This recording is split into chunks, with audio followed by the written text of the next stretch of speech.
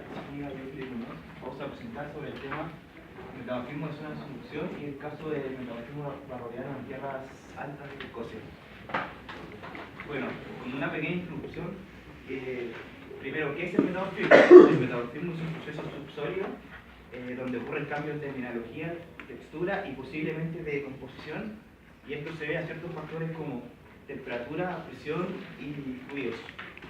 Bueno, acá se muestran los tipos de metamorfismo según la clasificación basada en los agentes, principalmente presión y temperatura, en donde se subdivide en tres. Tenemos el metamorfismo térmico, metamorfismo dinámico y metamorfismo dinamo-termal. Esta es la clasificación basada en los ambientes tectónicos y la más usada, en donde se subdivide en 5 grupos, que comienza con el metamorfismo en donde ocurre el pirometamorfismo de alta temperatura, ocurre el metamorfismo regional, que se subdivide en enterramiento del fondo oceánico y orogénico. También ocurre el metamorfismo hidrotermal, metamorfismo dinámico y por último metamorfismo de impacto. Nosotros quisimos agregar nuestro metamorfismo de subducción en esta clasificación en la zona orogénica, ya que este metamorfismo es de carácter regional. Esta es una imagen que muestra los principales metamorfismos, como el metamorfismo de contacto, el metamorfismo regional, y además muestra la zona donde se encuentra el metamorfismo de subducción. Bueno, también queríamos hablar un poco sobre las series metamórficas, ya que son las gradientes metamórficas de presión y temperatura en diferentes zonas metamórficas. Comenzando primero por la serie franciscana, que es de baja temperatura, alta presión, serie San Pagagua de alta temperatura, media presión, serie barroviana, media temperatura, media presión, serie Wuhan de media alta temperatura y baja presión, y serie de contacto de media alta temperatura y muy baja presión. Nos queríamos enfocar en las primeras tres, ya que la serie franciscana y San Pagagua es similar al metamorfismo de subducción, y la serie barroviana es el estudio del caso de los Highlands de Escocia, que vamos a plantear más adelante. Esta es la imagen de las gradientes de metamorfismo de presión y temperatura, y como se observa hay distintas zonas de las nombradas, como serie franciscana, serie San Pagagua, Japón, y los Highlands de Escocia, de la serie barroviana. Comenzando por el metamorfismo de subducción, este metamorfismo, como lo dice su nombre, ocurre en la zona de subducción y es producto de procesos metamórficos, ya que al generarse el impacto de las placas y subducirse una, las variables de temperatura y presión aumentan a gran escala. Este proceso metamórfico es de carácter regional, como ya lo dije. Se considera que tiene dos cinturones metamórficos. El primer cinturón metamórfico ocurre en el choque de placa, donde aumenta la presión y la temperatura es baja por el contacto con el agua. Y el segundo cinturón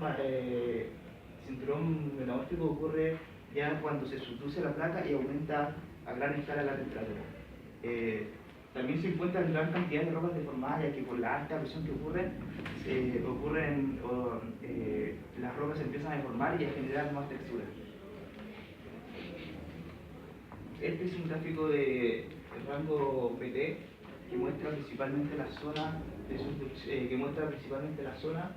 como por ejemplo zona de subducción que varía entre el 0 al gigapascal, y un campo de temperatura de 0 hasta 600-700 grados Celsius. Ya después comienza la zona continental, que tenemos temperatura.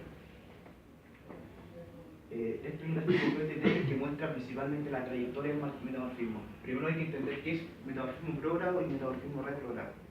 Metamorfismo progrado es el aumento del grado metamórfico y por lo tanto aumenta la temperatura y presión, como por casos de enterramiento y aumento de calor, lo cual van a generar más textura.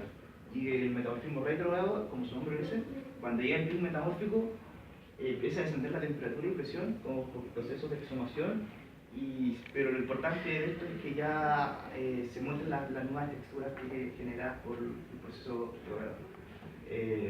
Quisimos marcar dos puntos que muestran como los dos cinturones metamórficos de subducción, que ocurre el primero de alta presión y baja temperatura, y el segundo que está acá de alta temperatura y alta presión. Ahora mi compañero va a explicar la siguiente. Bueno, Continuando con el metamorfismo, la identificación del protolito es una parte de suma importancia en el metamorfismo. Dado que hay distintos protolitos, nosotros tendremos distintas composiciones, lo que llevará a que una vez que la roca sufra metamorfismo, tendremos distintas rocas metamórficas.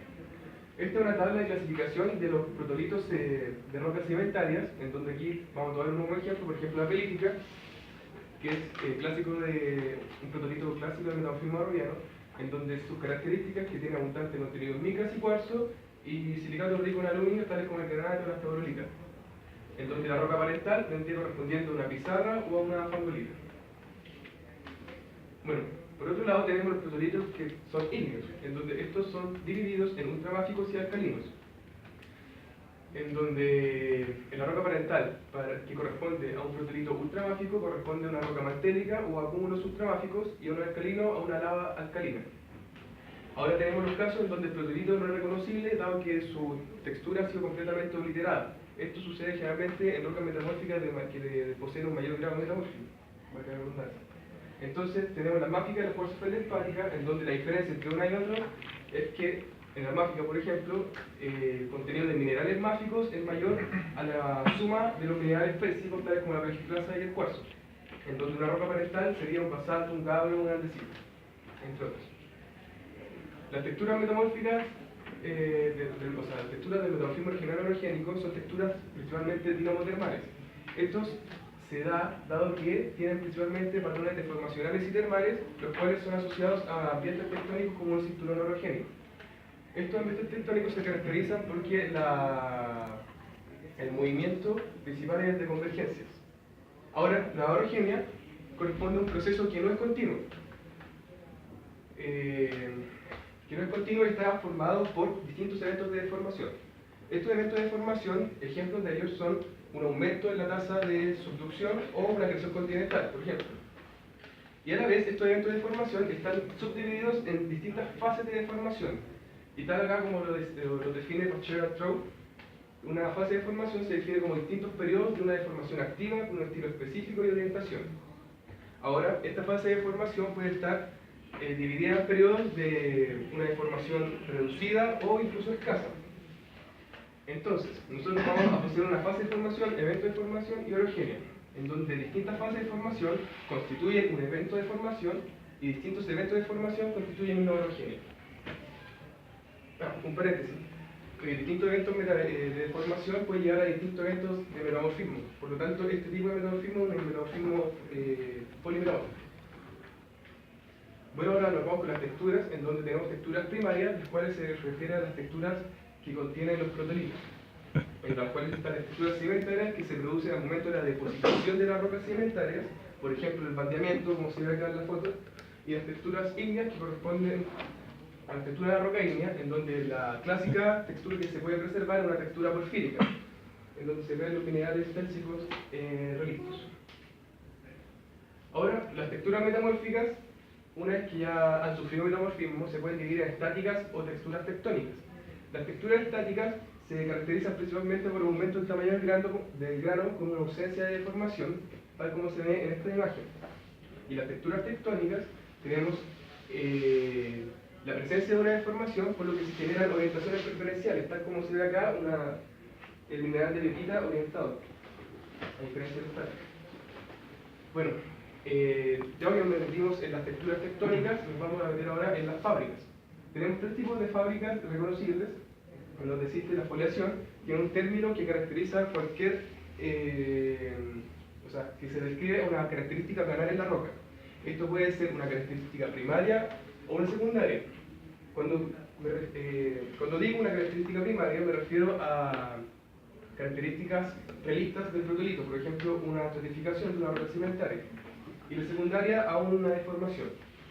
Ahora la esquistosidad es como un subconjunto de la foliación, el cual describe las características definidas por orientación preferencial de minerales tabulares o planares. Y la alineación, por otro lado, es la característica lineal que puede formar orientaciones diferentes de minerales tabulares o por inversión del grado de foliación. Bueno, aquí tenemos un esquema de lo mencionado anteriormente, en donde, por ejemplo, en esta figura A, vamos a tener foliación en capas que son subparalelas y vamos a tener la esquistosidad, la cual se produce por la orientación de los minerales planares. Al contrario, en el ejemplo C, que estamos en ausencia de esquistosidad, pero seguimos teniendo la presencia de foliación en los planos paralelos. Ahora también cabe acotar que las foliaciones o lineaciones serán producidas en relación a los ejes principales de esfuerzo, el sigma 1, sigma 2 y sigma 3, en donde la foliación se genera principalmente cuando el sigma 1, que es el esfuerzo principal, es mayor al sigma 2 y también mayor al sigma 3, o no necesariamente, bueno, generalmente cuando el sigma 1 es mayor al sigma 2 y la lineación se generará cuando el sigma 3 es inferior al sigma 2. Bueno, ahora tenemos un resumen de las texturas básicas, no vamos a mencionar todas porque son varias y depende de los autores. Pero aquí tenemos textura granoplástica, la cual es una textura que se da más en las texturas estáticas, en donde puede ser equigranular, poligonal e inequigranular. El equigranular cuando tiene el mismo tamaño de grano, y su análogo el inequigranular cuando son distintos tamaños de grano. El poligonal se da cuando los granos crecen de manera poligonal y estos se intersectan en puntos triples, en donde estos puntos triples están separados por ángulos de 120 grados. La formación y este crecimiento se explica porque es la manera en que pueden crecer ocupando la menor energía. Y ahora texturas que corresponden más a la textura tectónica, con excepción de esta. Por ejemplo, la textura lepidolástica y la textura nematoblástica, en donde la lepidolástica es donde la orientación preferencial estará dada por los minerales planares y la nematoblástica es la orientación preferencial estará dada por los minerales lineares.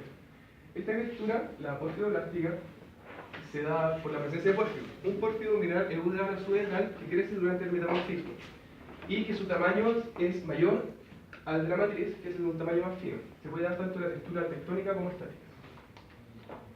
Bueno, otras texturas son producidas por las estructuras. Pusimos tres para no mencionarlas todas, en donde aquí estamos en presencia de un pliegue y una banda king, en donde una banda king principalmente es un pliegue simétrico, dado que sus limbos son de longitudes diferentes y las crestas y los valles son muy angulosos. La estructura del Boudinage, que es cuando esta estructura que se encuentra en medio, puede ser un elemento, por ejemplo, como diques o minerales, se comporta de manera distinta a su entorno. Aquí el entorno se comporta de una manera más dúctil, mientras que esta estructura se comporta de una manera más frágil, por lo que se quiebra y se va separando, como una especie de tabla. Y el clivaje y granulación, que básicamente se desarrolla en la roca donde ya existe una fábrica preexistente. Ahí probablemente se origina por solución por presión, pero puede originarse por otros eventos de deformación, no solamente ese. Pero lo principal es que tiene que haber una prefábrica. Esta prefábrica puede ser primaria o secundaria. Y por último, los minerales índice y las zonas minerales. La primera persona que lo reconoció fue Barrow, y él subdividió el área en una serie de zonas metamórficas. Y esto fue basado en la aparición de un mineral, el cual él definió como mineral índice. Entonces, la aparición de un mineral índice te genera una nueva zona, y también las distintas zonas la asoció a un aumento del grado metamórfico. Pero aquí vale a acotar algo, que la aparición de un mineral índice genera una nueva zona, pero la desaparición de este mineral no tiene nada que ver con la definición de una zona con otra. Por ejemplo, tenemos la zona de la clorita, que se produce por la aparición de la clorita, pero la clorita sigue estando presente en la zona de la biotita y en la zona del canal de Almandini. Entonces, para resumir, la zona se produce por la aparición del mineral, no por la desaparición de este. Bueno, ahora vamos a ver sobre algunas de las fases comunes que encontramos en el metamorfismo de subducción o en la zona barroviana. Comenzando con las fases de metamorfismo de subducción, las más comunes son el esquisto azul, con minerales estables a un campo de presión y temperatura, los cuales son la ozonita y glaucófano, con un rango de presión de entre 6 hasta 14 kilobars y de temperatura de 100 a 400 grados Celsius. Acá se muestra una imagen de cómo se observa el esquisto azul. Luego seguimos con la hidrogita, también común en metamorfismo de subducción, con un rango de presión y temperatura bastante mayor, como se observa, bordeando entre los 400 hasta los 1000 grados Celsius y de los 9 hasta los 15 kilobars. Los minerales principales son onfacita y granate. Ahora hablaré sobre la fase más común en zonas barrovianas. Comenzando por el esquisto verde, ya que estos son de menor presión y menor temperatura, como se muestra en la imagen. que varía entre los 200 a 400 grados Celsius y entre 1 hasta 6-7 kilovatios. Los minerales principales que se pueden encontrar son albita, clorita, tiolita y heliota. Y el son nuestra luna. Luego tenemos las anfíboras, que ya tienen un rango de temperatura bastante mayor, que son de 400 hasta los 700 grados Celsius, con un rango de presión de 1 hasta los 13 kilowatts, con minerales principales de plagioclasa y orluna. Y por último tenemos la fase granulita, con minerales principales de plagioclasa, osteoperoxeno y quinoperoxeno, y con una temperatura de entre los 600 hasta los 1000 grados Celsius, con una presión de 1 hasta los 14 kilowatts. Bueno, para continuar ahora vamos a hablar del caso estudio, que es la evolución de presión y temperatura y regímenes termales en las zonas barrovianas de Escocia, hecho por Sarah Borges y Jay Agüe. Antes de partir, vamos a hablar un poco de la historia de qué ocurrió en este lugar. Primero fue George Barrow, un geólogo británico, que en el año 1893 hizo uno de los estudios más espectaculares que se ha conocido en geología, que fue el primero en mapear una secuencia metamórfica, en la cual posteriormente definió como zonas metamórficas, que es la que explicó anteriormente ayer. Luego de este evento, o sea, luego de que lo que sucedió con George Barrow, hubieron aportes posteriores a lo que no definió George Barrow, que fueron las zonas anteriores o subyacentes a su estudio, y él fue el geólogo finlandés Petri Skola, que le da finalmente el concepto de fases metamórficas.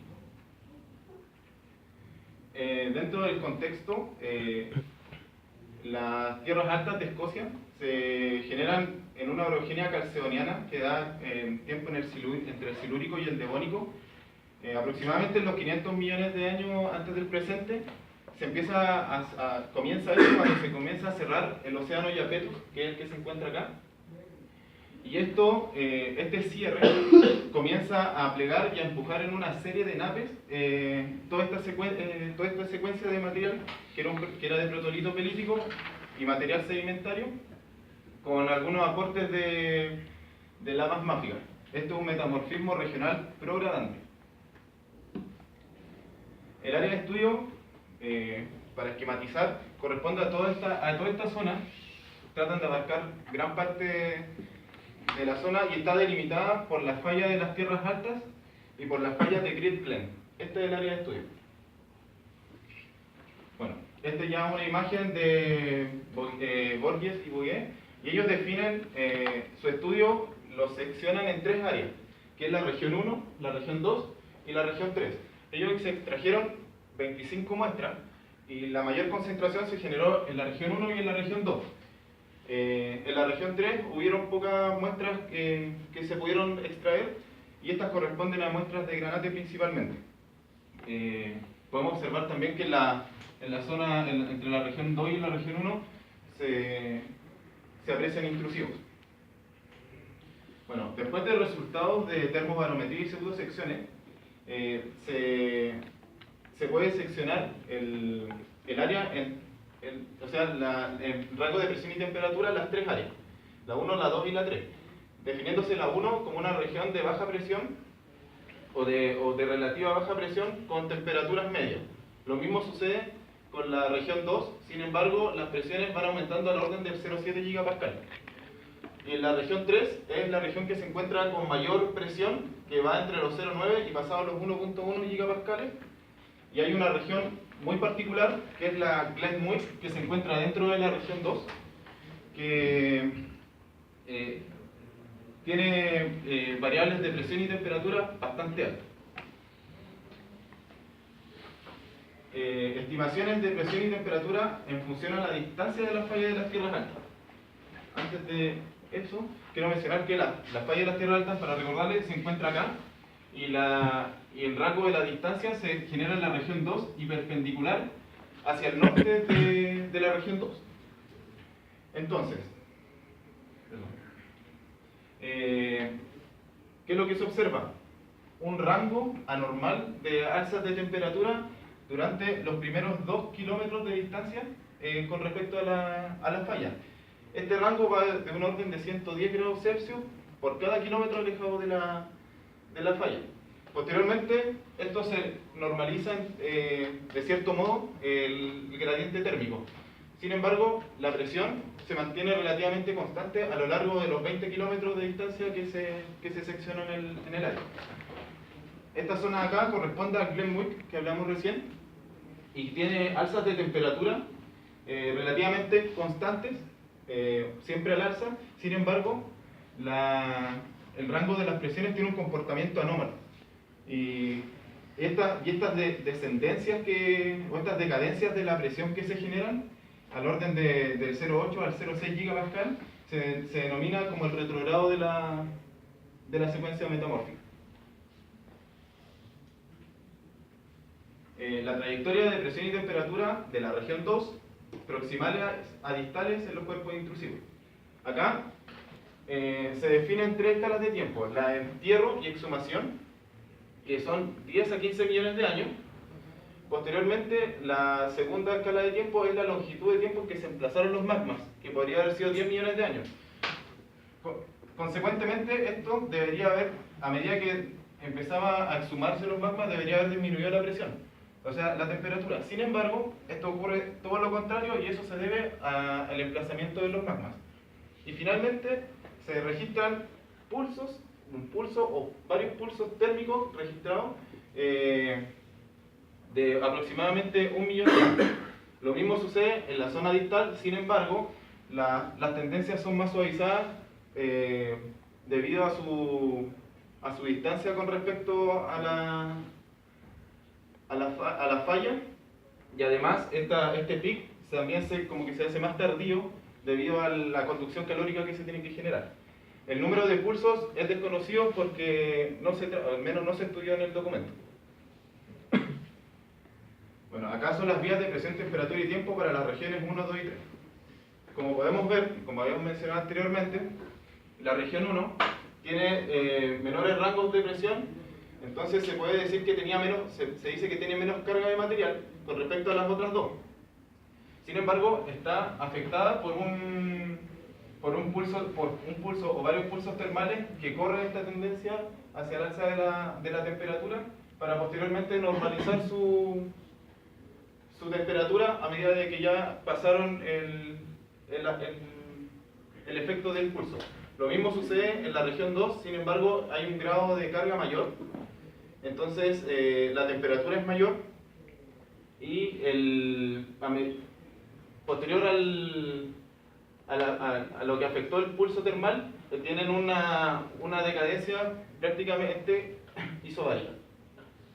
Y en la región 3 es una región muy cargada, no había presencia de magmatismo, sin embargo, igual tiene una tendencia cuando se está exhumando a aumentar su temperatura, que luego se normaliza. Esto se puede deber a que en la región 2 se genera el magmatismo y podría haber afectado la zona norte de la región 3.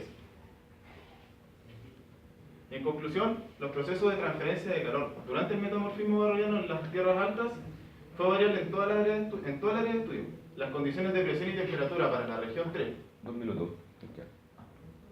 como para el régimen de las regiones 1 y 2, son consistentes con el modelo de enterramiento seguido por la relajación térmica de la corteza durante la exhumación.